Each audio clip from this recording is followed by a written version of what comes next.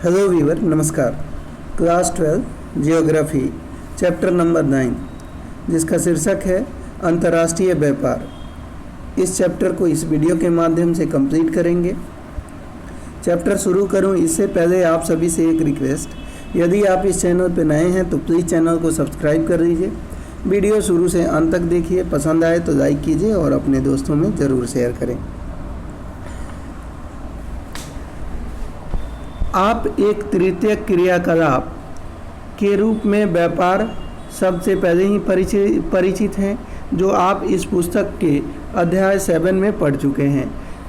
आप जानते हैं कि व्यापार का तात्पर्य वस्तुओं और सेवाओं के स्वैच्छिक आदान प्रदान से होता है। व्यापार करने के लिए दो पक्षों का होना आवश्यक है। एक व्यक्ति पक्ष बेचता है और दूसरा खरीदता है। कुछ स्थानों पर वस्तुओं का विनिमय करते हैं। व्यापार दोनों ही पक्षों के लिए समान रूप से लाभदायक होता है।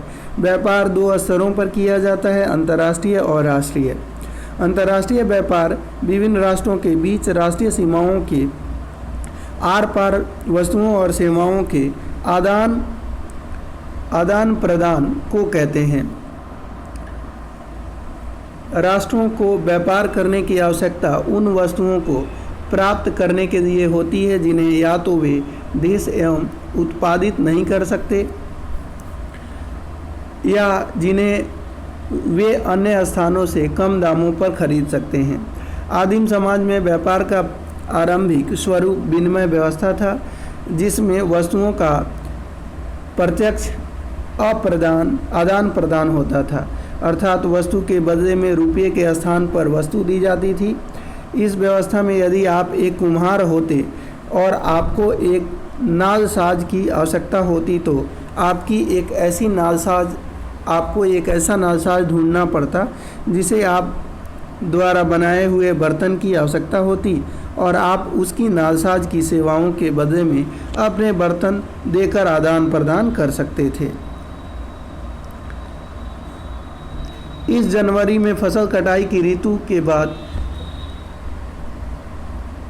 गुवाहाटी में 35 किलोमीटर दूर जॉगी रोड में जॉन बिदा मेला लगता है और संभवतः यह भारत का एकमात्र मेला है जहां विनिमय व्यवस्था आज भी जीवित है। इस मेले के दौरान एक बड़े बाजार की व्यवस्था की जाती है और विभिन्न जनजातियां इन समुदायों के लोग अपनी वस्तुओं का आदान प्रदान करते हैं। रुपये अथवा मुद्रा के आगमन के साथ ही विनिमय व्यवस्था की कठिनाइयों को दूर कर दिया गया। पुराने समय में कागजी व धात्विक मुद्रा के आगमन से पहले उच्च नौजवान मूल्य वाली दुर्लभ वस्तुओं को मुद्रा के रूप में प्रयुक्त किया जाता था, जैसे कि चकमक पत्थर, ऑब्सीडियन, आग्नेय कांच, काउरी सेल, चीते के पंजे, वेल के दांत, कुत्ते के दांत, खालें, बाल, मवेशी, चावल, पेपरकॉर्न, नमक, छोटे यंत्र, तांबा, चांदी और स्वर्ण। क्या आप जानते हैं, इसको आप पढ़ लीजिएगा वीडियो पॉज करके। अंतर्राष्ट्रीय व्यापार का इतिहास। प्राचीन समय में लंबी दूरियों तक वस्तुओं का परिवहन जोखिमपूर्ण होता था, इसलिए व्यापार स्थानीय बाजारों तक ही सीमित था। लोग तब अपने संसाधनों का अधिकांश भाग मूलभूत आवश्यकताओं, भोजन और वस्त्र पर खर्च करते थे। केवल धनी लोग ही आभूषण व महंगे परिधान खरीदते थे और परिणाम स्वरूप विलास की वस्तुओं का व्यापार आरंभ हुआ। रेशम मार्ग लंबी दूरी के व्यापार का एक आरंभिक उदाहरण है, जो 6000 किलोमीटर लंबे मार्ग के सहारे रोम को चीन से जोड़ता था। व्यापार भारत, पर्शिया और मध्य एशिया के मध्यवर्ती स्थानों से चीन में बने रेशम, रोम की ऊन व बहुमूल्य धातुओं तथा अन्य अनेक महंगी वस्तुओं का परिवहन करते थे। रोमन साम्राज्य के विखंडन के पश्चात 12वीं और 13वीं शताब्दी के दौरान यूरोपीय वाणिज्य में वृद्धि हुई। समुद्रगामी युद्धपोतों के विकास के साथ ही यूरोप तथा एशिया के बीच व्यापार बढ़ा और अमेरिका की खोज हुई। 15वीं शताब्दी से ही यूरोपीय उपनिवेशवाद शुरू हुआ और विदेशी वस्तुओं के साथ व्यापार के नए स्वरूप का उदय हुआ, जिसे दास व्यापार कहा गया। दास व्यापार कहा गया। पुर्तगालियों, डचों, स्पेनिश व अंग्रेज़ों ने अफ्रीकी मूल निवासियों को पकड़ा और उन्हें बलपूर्वक बागानों में श्रम हेतु नए खोजे गए अमेरिका में परिवहित किया। दास व्यापार 200 से भी अधिक समय तक लाभदायक व्यापार रहा, जब तक यह 1792 में डेनमार्क में, 1807 में ग्रेट ब्रिटेन में और 1808 में संयुक्त राज्य में पूर्ण रूपेण समाप्त नहीं कर दिया गया। औद्योगिक क्रांति के पश्चात कच्चे माल जैसे अनाज, मांस, ऊन की मांग भी बढ़ी, लेकिन विनिर्माण की वस्तुओं की तुलना में उनका मौद्रिक मूल्य घट गया। औद्योगिकरण ने कच्चे माल के रूप में प्राथमिक उत्पादों का आयात किया और मूल्यपरक तैयार माल को वापस अनौद्योगिकीकृत राष्ट्रों को निर्यात कर दिया। 19वीं शताब्दी के उत्तरार्ध में प्राथमिक वस्तुओं का उत्पादन करने वाले प्रदेश अधिक महत्वपूर्ण नहीं रहे और औद्योगिक राष्ट्र एक दूसरे के मुख्य ग्राहक बन गए। प्रथम एवं द्वितीय विश्व युद्ध के दौरान पहली बार राष्ट्रों ने व्यापार कर और संख्यात्मक प्रतिबंध लगाए। विश्व युद्ध के बाद के समय के दौरान व्यापार व शुल्क हेतु सामान्य समझौता गैट जैसे संस्थानों, जो कि बाद में विश्व व्यापार संगठन वर्ल्ड ट्रेड ऑर्गेनाइजेशन बना, शुल्क को घटाने में सहायता की। अंतर्राष्ट्रीय व्यापार अस्तित्व में क्यों है? अंतर्राष्ट्रीय व्यापार उत्पादन में विशिष्टीकरण का एक परिणाम है। यह विश्व की अर्थव्यवस्था को लाभान्वित करता है। यदि विभिन्न राष्ट्र वस्तुओं के उत्पादन या सेवाओं की उपलब्धता में श्रम विभाजन तथा विशेषीकरण को प्रयोग में लाएं, हर प्रकार का विशिष्टीकरण व्यापार को जन्म दे सकता है। इस प्रकार अंतर्राष्ट्रीय व्यापार वस्तुओं और सेवाओं की तुलनात्मक लाभ, परिपूरकता व हस्तांतरणीयता के सिद्धांतों पर आधारित है और सिद्धांततः यह व्यापारिक भागीदारों को समान रूप से लाभदायक होना चाहिए। आधुनिक समय में व्यापार विश्व के आर्थिक संगठन का आधार है और यह राष्ट्रों की विदेश नीति से संबंधित है। सुविकसित परिवहन तथा संचार प्रणाली से युक्त कोई भी देश अंतर्राष्ट्रीय व्यापार में भागीदारी से मिलने वाली लाभों को छोड़ने का इच्छुक नहीं है। अंतर्राष्ट्रीय व्यापार के आधार, राष्ट्रीय संसाधनों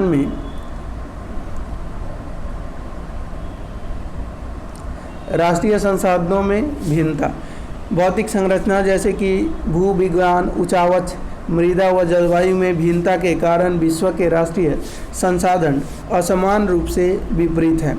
भौगोलिक संरचना खनिज संसाधन आधार को निर्धारित करती हैं और धरातलीय विभिन्नताएं फसलों व पशुओं की विविधता सुनिश्चित करती हैं। निम्न भूमियों में कृषि संभाव्यता अधिक होती है। पर्वत पर्यटकों को आकर्षित करते हैं और पर्यटन को बढ़ावा देते हैं। खनिज संसाधन संपूर्ण विश्व में असमान रूप से वितरित हैं। खनिज संसाधन की उपलब्धता औद्योगिक विकास का आधार प्रदान करती हैं। जलवायु किसी दिए हुए क्षेत्र में जीवित रह जाने वाले पादपों व वन्य जात के प्रकार को प्रभावित करती हैं। यह विभिन्न उत्पादों की विविधता को भी सुनिश्चित करती हैं। उदाहरणतः ऊन उत्पादन ठंडे क्षेत्रों में ही हो सकता है। केला, रबर तथा कहवा उष्णकटिबंधीय क्षेत्र में ही उग सकता है। जनसंख्या कारक, विभिन्न देशों में जनसंख्या के आकार, वितरण तथा उसकी विविधता व्यापार की वस्तुओं के प्रकार और मात्रा को प्रभावित करते हैं। सांस्कृतिक कारक, विशिष्ट सांस्कृतिक में कला तथा हस्तशिल्प के विभिन्न रूप विकसित हुए हैं जिन्हें विश्व भर में सराहा जाता है। उदाहरण स्वरूप चीन द्वारा उत्पादित उत्तम कोटि का पार्सलीन, चीनी मिट्टी का बर्तन तथा ब्रोकेट यानी कीम खाब जरीदार बूटेदार कपड़ा। ईरान के कालीन प्रसिद्ध हैं, जबकि उत्तरी अफ्रीका का चमड़े का काम और इंडोनेशियाई बटिक छींट वाला वस्त्र बहुमूल्य हस्तशिल्प है। जनसंख्या का आकार, सघन बसाव वाले देशों में आंतरिक व्यापार अधिक है, जबकि बाह्य व्यापार कम परिमाण वाला होता है, क्योंकि कृषि और औद्योगिक उत्पादों का अधिकांश भाग स्थानीय बाजारों में ही खप जाता है। जनसंख्या का जीवन स्तर बेहतर गुणवत्ता वाले आयातित उत्पादों की मांग को निर्धारित करता है, क्योंकि निम्न जीवन स्तर के साथ केवल कुछ लोग ही महंगी आयातित वस्तुएं खरीद पाने में समर्थ होते हैं। आर्थिक विकास की प्रावस्था। देशों के आर्थिक विकास की विभिन्न प्रावस्थाओं में व्यापार की गई वस्तुओं का स्वभाव परिवर्तित हो जाता है। कृषि की दृष्टि में महत्वपूर्ण देशों में विनिर्माण की वस्तुओं के लिए कृषि उत्पादों का विनिमय किया जाता है, जबकि औद्योगिक राष्ट्र मशीनरी और निर्मित उत्पादों का निर्यात करते हैं तथा खाद्यान्न तथा अन्य कच्चे पदार्थों का आयात करते हैं। विदेशी निवेश की सीमा। विदेशी निवेश विकासशील देशों में व्यापार को बढ़ावा दे सकता है, जिनके पास खनन प्रवेदन द्वारा तेल खनन, भारी अभियांत्रिकी, काट कबाड़ तथा बागवानी कृषि के विकास के लिए आवश्यक पूंजी का अभाव है। विकासशील देशों में ऐसे पूंजी प्रधान उद्योगों के विकास द्वारा औद्योगिक राष्ट्र खाद्य पदार्थों खनिजों का आयात सुनिश्चित करते हैं तथा अपने निर्मित उत्पादों के लिए बाजार निर्मित करते हैं। यह संपूर्ण चक्र देश के बीच में व्यापार के परिमाण को आगे बढ़ाता है। परिवहन। पुराने समय में परिवहन के पर्याप्त और समुचित साधनों का अभाव स्थानीय क्षेत्रों में व्यापार को प्रतिबंधित करता था। केवल उच्च मूल्य वाली वस्तुओं जैसे रत्न, रेशम तथा मसाले का लंबी दूरियों तक व्यापार किया जाता था। रेल, समुद्री तथा वायु परिवहन के विस्तार और प्रशीतन तथा परिरक्षण के बेहतर साधनों के विस्तार के साथ व्यापार ने स्थानिक विस्तार का अनुभव किया। अंतर्राष्ट्रीय व्यापार के महत्वपूर्ण पक्ष। अंतर्राष्ट्रीय व्यापार के 3 बहुत महत्वपूर्ण पक्ष हैं। ये हैं परिमाण, प्रखंडीय संयोजन और व्यापार की दिशा। व्यापार का परिमाण। व्यापार की गई वस्तुओं का वास्तविक तौल परिमाण कहलाता है। हालांकि व्यापारिक सेवाओं को तौल में नहीं मापा जा सकता, इसलिए व्यापार की गई वस्तुओं तथा सेवाओं के कुल मूल्य को व्यापार के परिमाण के रूप में जाना जाता है। व्यापार के परिमाण के रूप में जाना जाता है।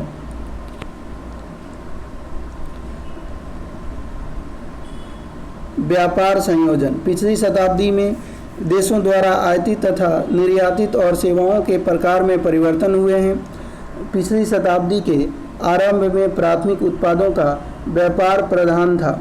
बाद में विनिर्मित वस्तुओं ने प्रमुखता प्राप्त कर ली और वर्तमान समय में यद्यपि विश्व व्यापार का अधिकांश विनिर्माण क्षेत्र के आधिपत्य में है, सेवा क्षेत्र, जिसमें यात्रा, परिवहन तथा अन्य व्यावसायिक सेवाएं सम्मिलित हैं, ऊपरगामी प्रवृत्ति दर्शा रहा है। तालिका 9.1 दर्शाती है कि कुल व्यापारिक माल के आयात एवं निर्यात की मात्रा गत वर्षों में अनुकूल रूप से बढ़ रही है। चित्र 9.3 को देखने से यह स्पष्ट हो जाता है कि 2005 से 2015 तक विश्व व्यापारिक निर्यात में विनिर्मित सबसे अधिक इसको वीडियो को पॉज करके इसको देख सकते हैं आप, सबसे अधिक योगदान करते हैं ईंधन और खनन उत्पादन तथा कृषि उत्पाद भी व्यापारिक निर्यात में महत्वपूर्ण योगदान देते हैं।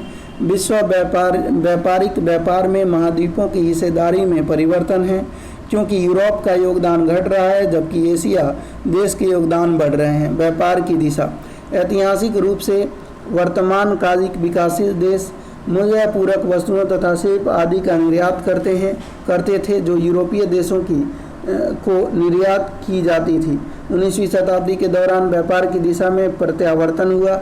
यूरोपीय देशों ने विनिर्माण वस्तुओं को अपने उपनिवेश से खाद्य पदार्थ तथा कच्चे माल के बदले निर्यात करना शुरू कर दिया। यूरोप और संयुक्त राज्य अमेरिका विश्व में बड़े व्यापारिक साझेदार के रूप में उभरे और विनिर्माण वस्तुओं के व्यापार में अग्रणी बने। उस समय जापान भी तीसरा महत्वपूर्ण व्यापारिक देश था। 20वीं शताब्दी के उत्तरार्ध में विश्व व्यापार की पद्धति में तीव्र परिवर्तन हुए। यूरोप के उपनिवेश समाप्त हो गए, जबकि भारत, चीन और अन्य विकासशील देशों ने विकसित देशों के साथ प्रतिस्पर्धा शुरू कर दी। व्यापारिक वस्तुओं की प्रकृति भी बदल गई। व्यापार संतुलन एक देश के द्वारा अन्य देशों को आयात एवं इसी प्रकार निर्यात की गई वस्तुओं एवं सेवाओं की मात्रा का प्रलेखन करता है। यदि यातायात का मूल्य देश के निर्यात मूल्य की अपेक्षा अधिक है तो देश का व्यापार संतुलन ऋणात्मक तथा प्रतिकूल है। यदि निर्यात का मूल्य आयात के मूल्य की तुलना में अधिक है तो देश का व्यापार संतुलन धनात्मक तथा अनुकूल है। एक देश की आर्थिकी के लिए व्यापार संतुलन एवं भुगतान संतुलन के गंभीर निहितार्थ होते हैं। एक ऋणात्मक संतुलन का अर्थ होगा कि देश के क्रय पर उसे अधिक व्यय करता है जितना कि अपने सामानों के विक्रय से अर्जित करता है। यह अंतिम रूप से वित्तीय संचय की समाप्ति को अभिप्रेरित करता है। अंतर्राष्ट्रीय व्यापार के प्रकार। अंतर्राष्ट्रीय व्यापार को दो प्रकारों में वर्गीकृत किया जा सकता है।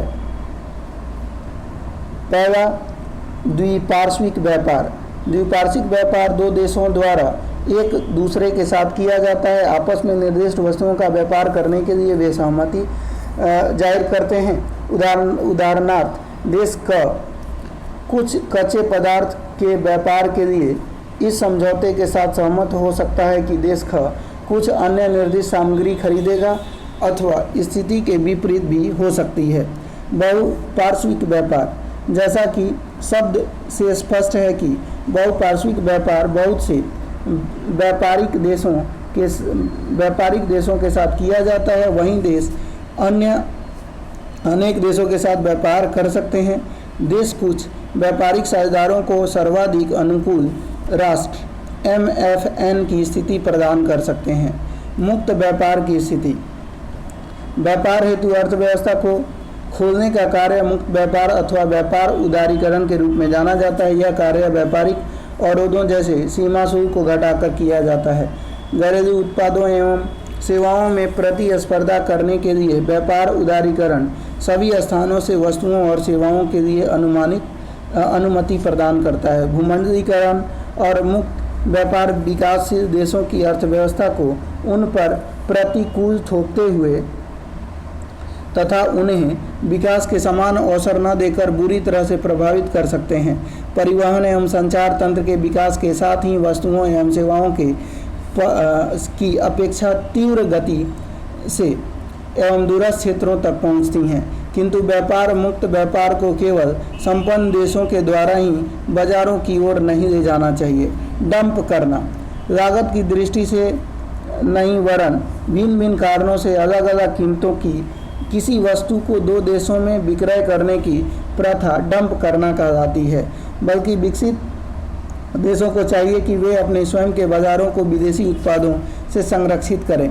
देशों को भी डंप की गई वस्तुओं से सतर्क रहने की आवश्यकता है, क्योंकि मुक्त व्यापार के साथ इस प्रकार की सस्ते मूल्य की डंप की गई घरेलू उत्पादों को नुकसान पहुंचा सकती है।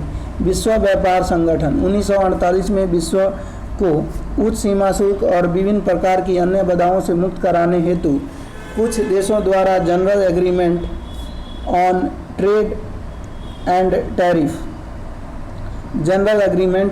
एंड टैरिफ का गठन किया गया। 1994 में सदस्य देशों द्वारा राष्ट्रों के बीच मुक्त एवं निष्पक्ष व्यापार को प्रोन्नत करने के लिए एक अस्थायी संस्था के निर्माण का निश्चय लिया गया था तथा 1995 में general agreement trade on tariff को विश्व व्यापार संगठन के रूप में बदल दिया गया। विश्व व्यापार संगठन एकमात्र ऐसा अंतर्राष्ट्रीय संगठन है जो राष्ट्रों के मध्य वैश्विक नियमों का व्यवहार करता है। यह विश्वव्यापी व्यवहार तंत्र के लिए नियमों को नियत करता है और इसके सदस्य देशों के मध्य विवादों का निपटारा करता है। विश्व व्यापार संगठन दूरसंचार और बैंकिंग जैसी सेवाओं तथा अन्य तथा अन्य विषयों जैसे बौद्धिक संपदा अधिकार के व्यापार को भी अपने कार्यों में सम्मिलित करता है। उन लोगों के द्वारा विश्व व्यापार संगठन की आलोचना एवं विरोध किया गया है जो मुक्त व्यापार और अर्थव्यवस्था के भूमंडलीयकरण के प्रभावों से परेशान हैं। इस पर तर्क किया गया है कि मुक्त व्यापार आम लोगों के जीवन को अधिक संपन्न नहीं बनाता, धनी देशों को और अधिक धनी बनाकर यह वास्तव में गरीब और अमीर के बीच खाई को बढ़ा रहा है। ऐसा इसलिए है क्योंकि विश्व व्यापार संगठन में प्रभावशाली राष्ट्र केवल अपने वाणिज्यिक हितों पर ध्यान केंद्रित करते हैं। इसके अतिरिक्त अनेक विकसित देशों ने अपने बाजारों को विकसित देशों के उत्पादों के लिए पूरी तरह से नहीं खोला है।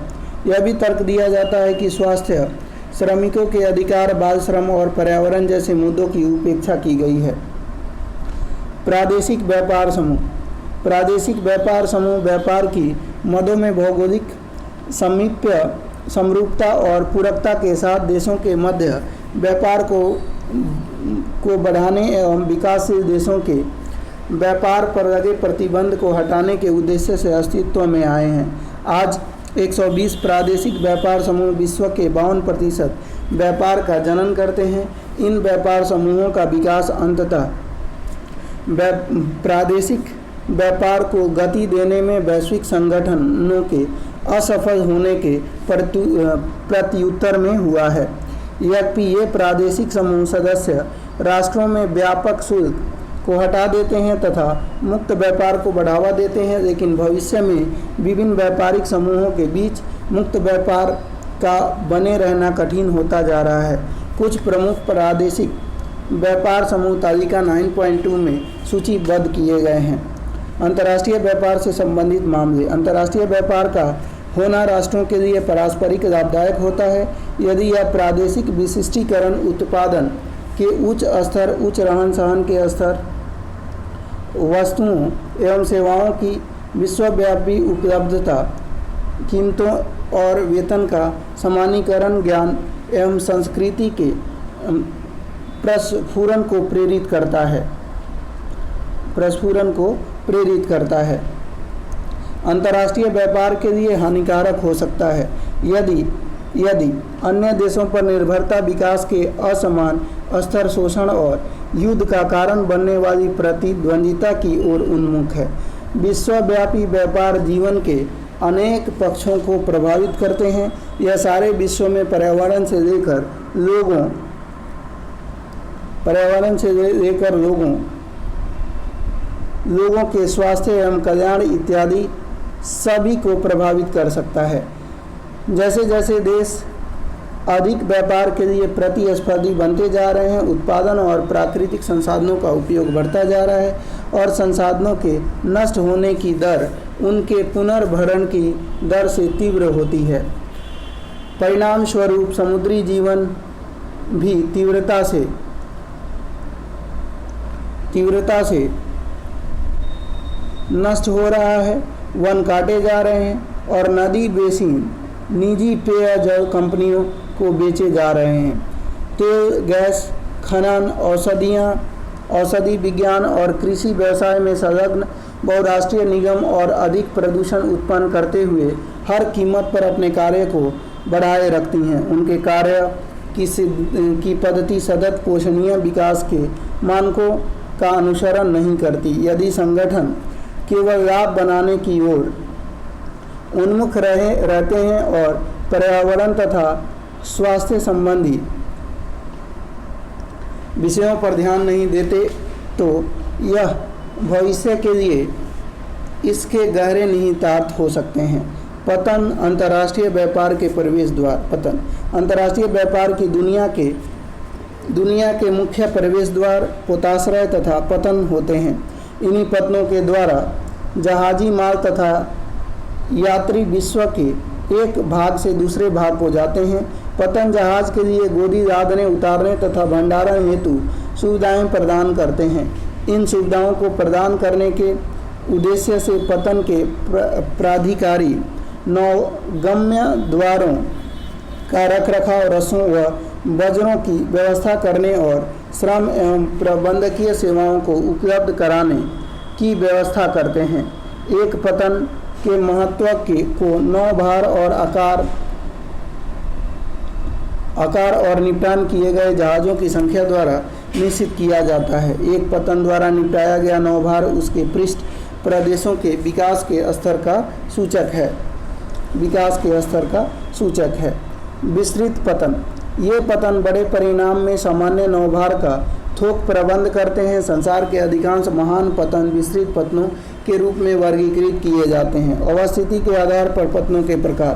अंतर्देशीय पतन, ये पतन समुद्री तट से दूर अवस्थित होते हैं। ये समुद्र से एक नदी अथवा नहर द्वारा जुड़े हुए होते हैं। ऐसे पतन चौरस तल वाले जहाज या बजरे द्वारा ही गम्य होते हैं। उदाहरण स्वरूप मैनचेस्टर एक नहर से जुड़ा हुआ है। मेफिस मिसिसिपी नदी पर अब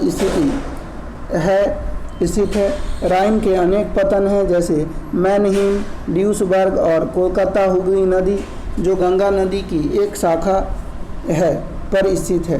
बाह्य पतन, ये गहरे जल के पतन हैं जो वास्तविक पतन से दूर बने होते हैं। ये उन जहाज़ों जो अपने बड़े आकार के कारण उन तक पहुंचने में अक्षम हैं को ग्रहण करके पैतृक पतनों को सेवाएं प्रदान करते हैं। उदाहरण स्वरूप एथेंस तथा यूनान में इसके बाह्य पतन प्रेयस उच्च कोटि का संयोजन है। विशिष्टीकरण कार्यकलापों के आधार पर पतनों के प्रकार। तैल पतन, ये तैल के प्रक्रमण और नौ परिवहन का कार्य करते हैं। इनमें से कुछ टैंक पतन है तथा कुछ तेल शोधन पतन है। वेनेजुएला में मराकाइबो ट्यूनीशिया में एस्खीरा, लेबनान में त्रिपोली टैंकर पतन है। पर्शिया की खाड़ी पर आबादान तथा तेल शोधन पतन है। मार्ग पतन, विश्राम पतन, ये ऐसे पतन हैं जो मूल रूप से मुख्य समुद्री मार्गों पर विश्राम केंद्र के रूप में विकसित हुए, जहां पर जहाज पुनः ईंधन भरने, जल भरने तथा खाद्य सामग्री लेने के लिए लंगर डाला करते थे। बाद में वे वाणिज्यिक पतनों में विकसित हो गए। अदन, होनोलुलु तथा सिंगापुर इसके अच्छे उदाहरण हैं। पैकेट स्टेशन, इन्हीं फेरी पतन के नाम से भी जाना जाता है। ये पैकेट स्टेशन विशेष रूप से छोटी दूरियों को तय करते हुए जलीय क्षेत्रों के आर पार डाक तथा यात्रियों के परिवहन से जुड़े होते हैं। ये स्टेशन जोड़ों में इस प्रकार अवस्थित होते हैं कि वे जलीय क्षेत्रों के आर पार एक दूसरे के सामने होते हैं। उदाहरण स्वरूप इंग्लिश चैनल के आर पार इंग्लैंड में डोवर और फ्रांस के कैलाइस। आंत्रोपो पतन, ये वे एक अंतरण केंद्र हैं जहां विभिन्न देशों से निर्यात हुए वस्तुएं लाई जाती हैं। सिंगापुर एशिया के लिए एक आंत्रोपो पतन है। रोटरडम यूरोप के लिए और कोपेनहेगन बाल्टिक क्षेत्रों के लिए आंत्रोपो पतन है। नौसेना पतन, ये केवल सामाजिक महत्व के पतन हैं। ये पतन युद्धक जहाज़ों को सेवाएं देते हैं तथा उनके लिए मरम्मत कार्यशालाएं चलाते हैं। कोची तथा कारावार भारत में ऐसे पतनों के उदाहरण हैं। तो दोस्तों, ये चैप्टर हमने कंप्लीट कर दिया है। उम्मीद है चैप्टर समझ में आई होगी। मिलते हैं नए वीडियो में, तब तक के लिए धन्यवाद। टेक केयर, जय हिंद।